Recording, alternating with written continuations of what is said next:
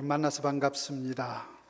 부족한 사람이 우리 이글스필드 교회 임시당회장으로 이렇게 세워주셨는데 아마 가까운 데 있어서 또 저희 교회는 오후에 예배드리니까 아마 그래서 저를 노에서 선택한 것 같습니다. 어쨌든 간에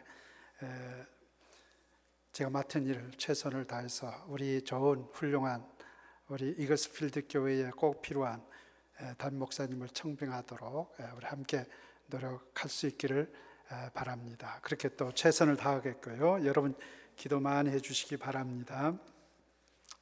그리고 예배 마치자마자 저는 달려가야 됩니다. 그래서 여러분과 일일이 인사도 못 드리고 악수도 못 하고 그냥 도망가듯이 갈 테니까 여러분 이해하시기를 부탁드립니다. 저는 우리 교회가 제일 성가대 잘하는 줄 알았는데 우리 교회 못지않게 잘하는 우리 이글스필드 찬양 대단합니다. 한번 박수 한번 여러분 수고하셨습니다. 감사합니다. 제가 장로회 신학대학 신대원에 입학할 때가 1977년입니다. 대학을 졸업하자마자 바로 입학을 했는데요. 저는 고향이 제주도이기 때문에 우리 한 목사님도 제주도시잖아요. 제주도이기 때문에 그래서 학교 입학하면서 기숙사를 신청해 가지고 3월부터 학기 시작에 기숙사에 들어가 살게 됐습니다. 기숙사가 편하고 또 싸고 그래서 외지 학생들은 기숙사에 사는 것이 너무 좋았어요. 그래서 기숙사에 사는데 그런데 문제가 아주 심각한 문제가 생겼습니다. 그것은 기숙사에 있는 학생들은 다 새벽 기도를 가야 돼요. 그 신학교에 있는 채플에 아침 6시부터 새벽 기도해. 그 기숙사 학생들, 남학생, 여학생, 여학생 기숙사, 남학생 기숙사 이쪽에 당시 있었는데요. 모두가 새벽 기도에 가서 새벽 기도에 참여를 하는 게 의무적이었습니다. 그런데 학생들이 뭐 시험 공부하고 리포트 쓰고 뭐 교회 또 파트타임 맡아서 또 수고해야지 얼마나 힘들어요. 그런데 그 새벽을 깨어 새벽 기도를 해야 하니 너무 힘들어 막 빠지는 사람들이 많았습니다. 그러니까 기숙사의 그 복도마다 화재 알람이 있잖아요. 아주 이만한 그 벨이 있는데 그걸 눌러가지고 기숙사가 다 떠나가도록 울려 퍼지게 만들어. 아침 시간 되면 그 벨소리가 울려서 자다가 뻘떡 깨서 일어나 새벽기도 가도록 그렇게 하기도 하고. 그래도 안 하니까 사생회 그 기숙사를 맡는 학생 자칙 임원들이 있습니다. 그 임원들이 또 방마다 깨우고 다니고 말이에요. 그래도 안 되니까 할 수 없이 채플 이 교회 채플 안에 있는 의자마다 기숙사 학생들 이름표를 다 갖다 써 붙였습니다. 그래서 다니면서 이름 붙여있는데 강성철 이름 거기에 빈자리면 체크를 합니다. 그래서 학기 말에 새벽 기도에 적어도 어느 정도 빠진 사람들은 그 다음 기숙사 신청해서 배제하도록 탈락시켜 버리는 거예요. 그러면 기숙사에 못 들어오는 거죠. 그 정도로 아주 학교에서 또 자치적으로 새벽 기도에 대한 아주 굉장히 강압적인 방법을 썼습니다. 왜 이렇게 해야 할까? 저는 그때 참 힘들었죠. 새벽에 깨려면 참으로 힘들었는데 그러나 지금 생각하면 이제 철이 들어서 생각하니까 그건 마땅히 해야 될 일이다. 왜? 목회자가 될 사람들은 기도의 사람이어야 한다는 것입니다. 앞으로 힘든 목회 길을 가려면 기도 없이 어떻게 목회를 할 수 있을까? 어떻게 목사가 기도 안 하는 목사가 될 수 있을까? 많은 시험과 고난이 임할 텐데 기도로 무장하고 가라 이거죠. 그 다음 두 번째는 신학교에서부터 기도의 훈련을 쌓아라. 신학교는 훈련장이다. 그래서 경건의 훈련을 학교에서부터 학생 때부터 그 경건의 훈련을 쌓아서 그래서 전쟁터에 나가는 훈련소와 같은 거죠. 장로회 신학교의 교훈은 경건과 학문입니다. 우리 고 목사님도 제 후배되지만 장로회 신학교 출신들은 경건과 학문, 열심히 공부도 하고 그러면서 열심히 기도하면서 영성을 키우고 또 실력도 키우는 그런 교훈임. 그래서 신학교에서 하나님과의 관계인 기도를 훈련시키는 것은 당연하다고 생각이 됩니다. 그래서 우리 신학교에 기도탑이 있는데 매일 저녁 되면 그 기도탑에서 학생들이 기도하는 울부짖는 소리들이 들리고요. 뒤에는 아차산이 있는데 광나루 그 뒤에 아차산에서 또 학생들이 그 아주 큰 소리로 기도하는 소리도 가끔 들리곤 했었습니다. 기도하는 목회자, 기도하는 성도님들, 바울이 디모데에게 보낸 목회 서신이 바로 디모데 전후서이죠. 여러분 아시는 대로 영적 아버지, 신학과 목회의 스승이었던 바울이 디모데에게 편지를 보내면서 뭘 강조했을까? 디모데전서 2장 1절에 보시면 그러므로 내가 첫째로 권하노니 모든 사람을 위하여 간구와 기도와 도구와 감사를 하되라고 하였습니다. 첫째로 권하노니, 이 첫째로 권한다는 말은 영어로 first of all, 무엇보다도 먼저, 그런 말이거든요. 많은 강조점이 있지만 그 중에서 첫째로, 그것은 바로 너는 간구와 기도와 도구와 감사를 해라. 이게 네가 해야 할 가장 중요한 일이라는 말씀입니다. 간구는 무엇입니까? 간구는 간절히 구한다는 뜻 아니겠어요? 그래서 뭔가 기도 제목, 중요한 기도 제목이 있으면 어떤 그 기도 제목을 놓고 기간을 정하든지 아니면 금식하든지 아니면 철회하면서 집중적으로 기도하는 것을 간구라고 합니다. 여러분, 이글스필드 교회가 지금 간구해야 될 때가 됐죠. 열심히 기도하는 줄 믿습니다. 우리 담임 목사님을 위해서, 후임을 위해서 간절히 기도해야 돼요. 정말 하나님이 보내주실 때까지 그 기간을 정해서 열심으로 금식하든지 철회하면서 기도해야 됩니다. 그 다음 기도는 뭡니까? 간구와 기도와 도구라 그러는, 기도는 쉬지 말고 기도하라는 말씀대로 매일 평소에 하는 기도를 말합니다. Every day, 쉬지 말고 기도하라. 마치 숨 쉬듯이 아니면 밥을 먹듯이 매일 쉬지 말고, 이건 누가 뭐래도 우리가 가져야 할 영적 호흡을 우리는 기도라 얘기합니다. 그 다음 도구는 무엇입니까? 도구는 자신을 위한 기도라기보다 남을 위한 기도입니다. 이걸 우리는 중보 기도라고 하고요, 혹은 중재 기도라고도 부릅니다. 중보 혹은 중재.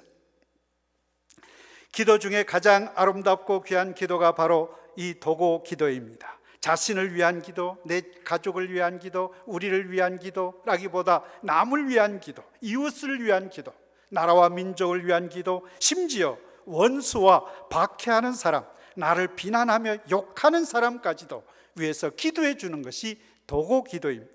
마태복음 5장 44절 45절에 나는 너에게 이르노니 너희 원수를 사랑하며 너희를 박해하는 자를 위하여 기도하라. 또 누가복음 6장 28절로 너희를 저주하는 자를 위하여 축복하며 너희를 모욕하는 자를 위하여 기도하라. 너희를 저주하는 자, 너를 모욕하는 자까지 위해서 기도하라고. 이게 도구 기도인 것입니다. 그래서 기도 중에 가장 아름다운 기도는 도구 기도입니다. 그런데 오늘 우리 말씀에 주님께서도 이 기도를 하셨어요. 히브리서 5장 7절에 보세요. 그는 육체에 계실 때에 자기를 죽음에서 능히 구원하실 이에게 심한 통곡과 눈물로 간구와 소원을 올렸고 그의 경건하심으로 말미암아 들으심을 얻었느니라. 주님께서 얼마나 기도 생활을 했는지 통곡과 눈물로 간구와 소원을 올렸다 그랬어요. 하나님께, 자신을 보내신 성부 하나님께 예수님이 기도를 했어요. 아니, 하나님이 되신 예수님, 하나님이셨던 예수님, 그 예수님이 왜 기도가 필요합니까? 그는 자신을 위한 기도가 아니기 때문입니다. 이 세상을 위한 기도, 백성들을 위한 기도, 구원해야 될 이 세상에 죽어가는 영혼들을 위한 기도 때문에 주님은 통곡과 눈물로 간구와 소원을 올렸던 것입니다. 자신을 위한 기도는 한 번도 한 적이 없어요. 단지 내 뜻대로 마옵시고 아버지의 뜻대로 행하시옵소서. 이게 다 유일한 자신을 위한 기도였습니다.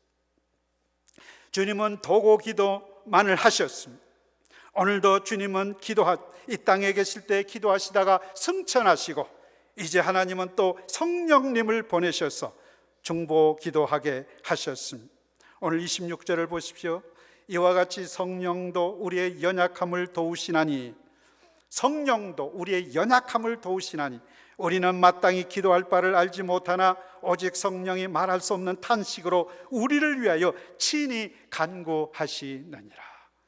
누구를 위하여? 우리를 위하여 성령님이 기도하신다 그랬어요. 얼마나 좋아요, 여러분. 주님께서는 이 땅에 계실 때 우리를 위해 통곡과 눈물로 소원과 간구를 드렸다면 성령님, 이 성령님의 시대에는 성령님이 지금도 우리를 위해 간구하고 계셔요. 우리를 위해 중보하고 계셔요. 도고 기도하고 계셔요.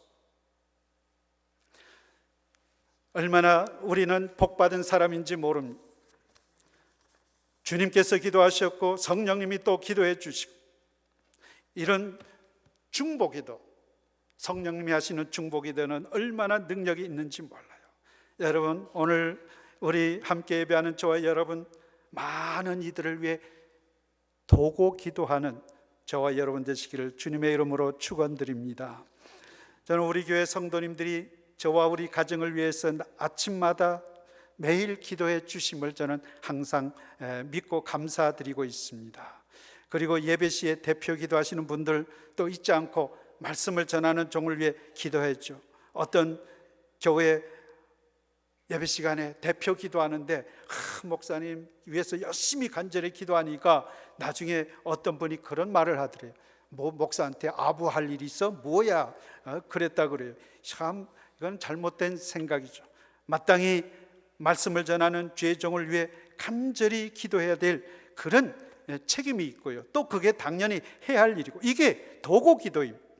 예배 가운데 하나님의 말씀의 권능과 능력이 나타나기 위해서 목사님을 위해 기도한 사명이 우리 온 교우들에게 있는 것입니다. 심지어 나를 핍박하고 나를 모욕하는 원수까지도 위해서 기도해야 되는데, 말씀을 전하는 주의 종들을 위해 기도하는 것은 당연한 것입니다.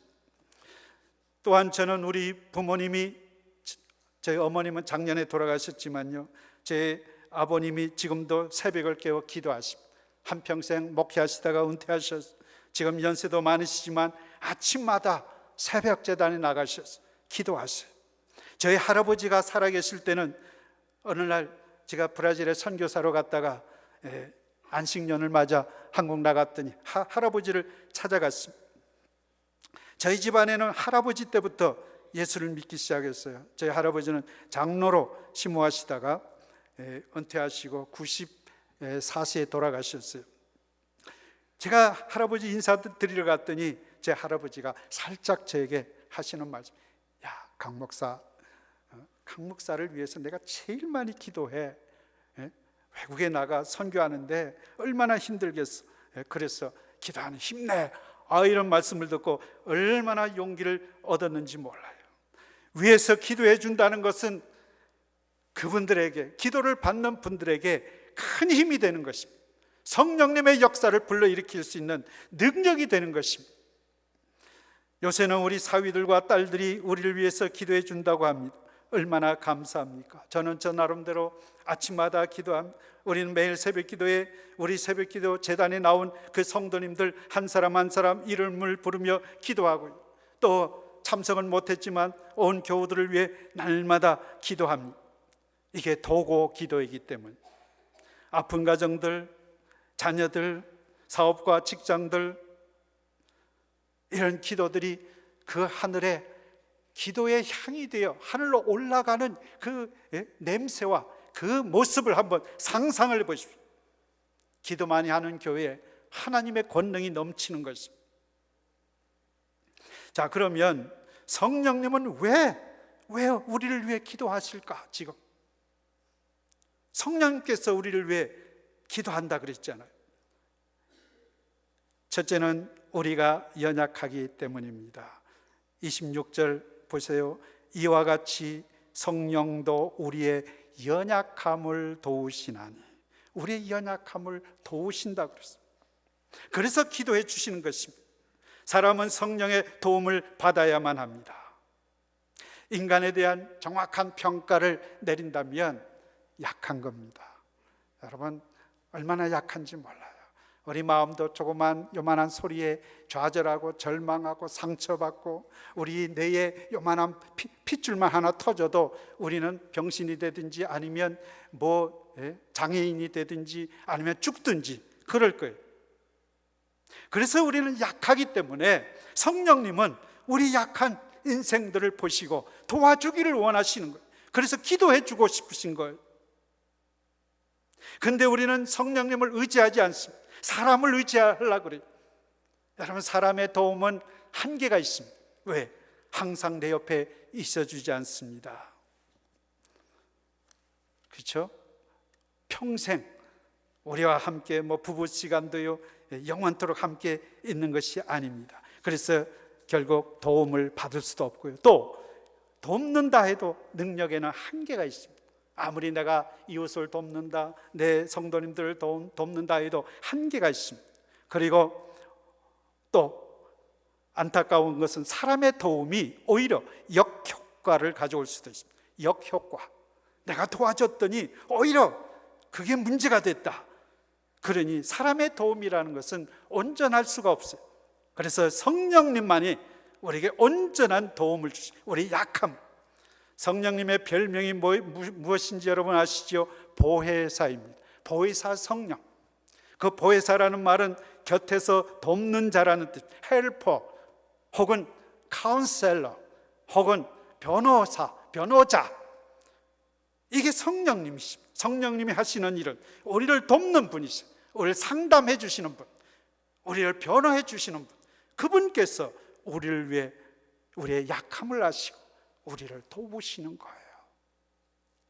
우리 기도하는 사람들 보면 많이 힘들죠, 피곤하죠, 바쁘죠. 그런데 성령님이 도우셔서 기도를 해보십시오. 힘들지 않습니다. 새벽이 신이 나는 것입니다. 성령님이 도우심 없이 기도하는 분은 10분이면 기도가 끝나요. 더 기도할 게 없어요. 중원부원할 수 있어요. 그런데 성령님에 의해서 기도하는 기도의 사람들은 지치지 않습니다. 기도할 것이 너무 많아요. 기도할 때마다 힘을 얻어요. 지쳐서 기도 못하는 것이 아니라 성령님의 능력으로 기도를 안 하기 때문에 우리는 기도에 계속 지속되지 못하는, 연초가 되면 올해는 기도하겠다고 마음을 먹었다가도 좀 지나면 또 흐지부지 돼버리는 경우 얼마나 많아요. 내 의지로, 연약한 인간의 의지로 기도해 보려고 하니까 그게 지속될 수가 없는 것입니다. 그런데 성령님은 오늘도 돕기를 원하세요. 우리를 도우시기 원하세요. 성령님의 능력으로 기도하는 우리 성도님들 되시기를 주님의 이름으로 축원드립니다. 두 번째로 성령님이 우리를 위해 기도하는 이유는 우리가 어떻게 기도해야 할지를 모르기 때문입니다. 그래서 26절에 보십시오. 우리는 마땅히 기도할 바를 알지 못하나. 기도할 바를 알지 못하나. 여러분, 기도 잘 하십니까? 다 기도 잘 하실 거예요. 그런데 실제 기도를 잘 못할 때가 있습니다. 말씀대로 기도해야 되는데 정욕으로 쓰려고 잘못 기도할 수 있다고 야고보서는 말씀하고 있습니다. 그럼 어떤 기도가 바른 기도일까? 바로 하나님의 뜻대로 구하는 기도입니다. 하나님의 뜻대로. 27절에 보면 마음을 살피시는 이가 성령의 생각을 아시나니 이는 성령이 하나님의 뜻대로 성도를 위하여 간구하심이니라. 믿습니까?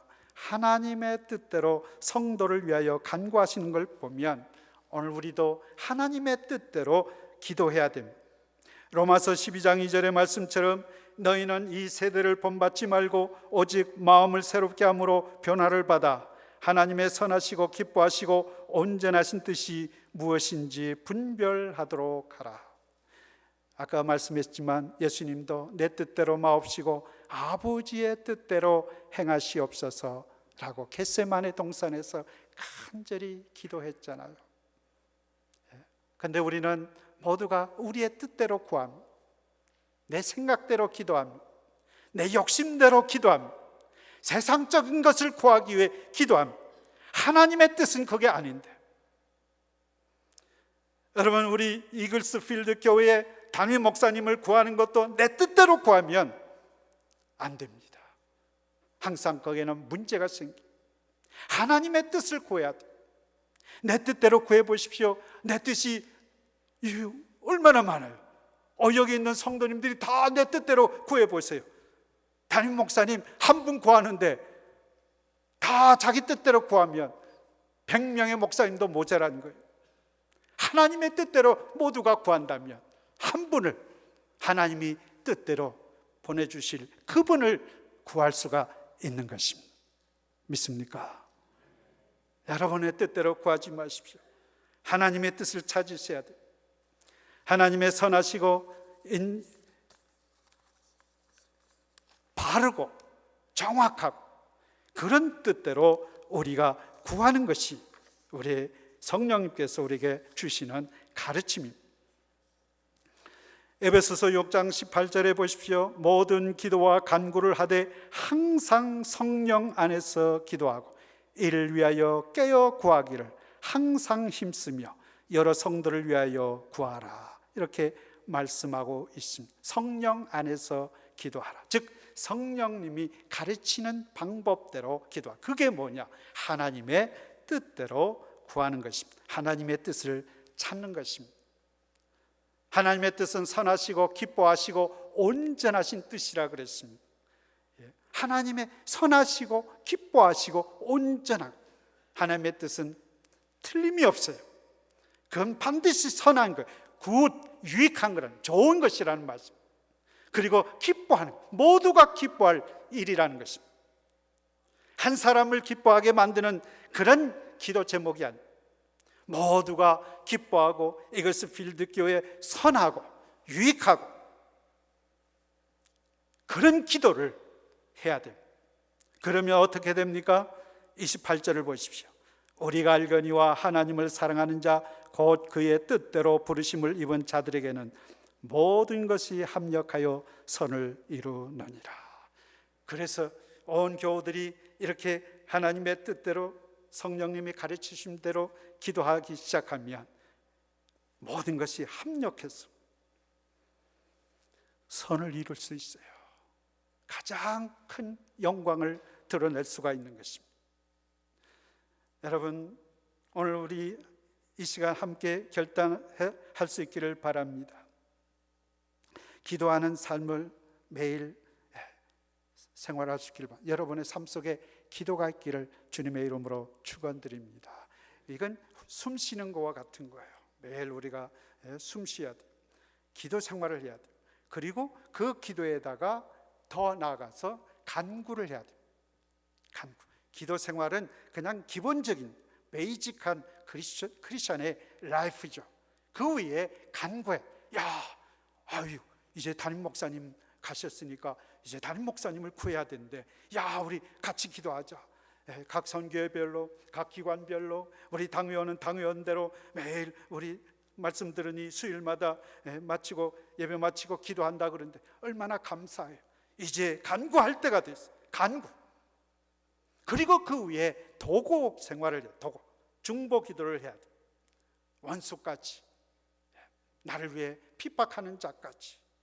그리고 성령님께서 하나님의 뜻을 찾아 기도하라고, 성령님이 그러면 도와주신다 그랬으니 성령님이 함께하는 기도 생활을 해야 돼. 이게 중보 기도죠. 도구 기도를 말씀하는 것입니다. 예수님이 했던 기도, 성령님이 지금 하시는 그 기도, 그걸 우리도 따라서 하는. 그러면 어떻게 된다고요? 모든 것이 합력해서 선을 이루느니라. 여러분 가정에도 한번 실수해 보십시오. 여러분 일터에도 한번 실수해 보십시오. 여러분 매일매일 삶 속에 이 세 가지 기도, 에브리데이 기도, 그 다음에 간구, 그 다음에 도구, 이 세 기도를 한번 실천해 보십시오. 어떤 선을 이루어 주실까? 분명히 여러분의 가정에 선을 이루실 줄 믿습니다. 이글스필드 교회에 선을 이루실 줄 믿습니다. 여러분의 삶 속에 그런 선을 이루어 주실 줄로 믿습니다. 말씀 마칩니다. 여러분 함께 찬양할까요? 누군가 기도하네. 우리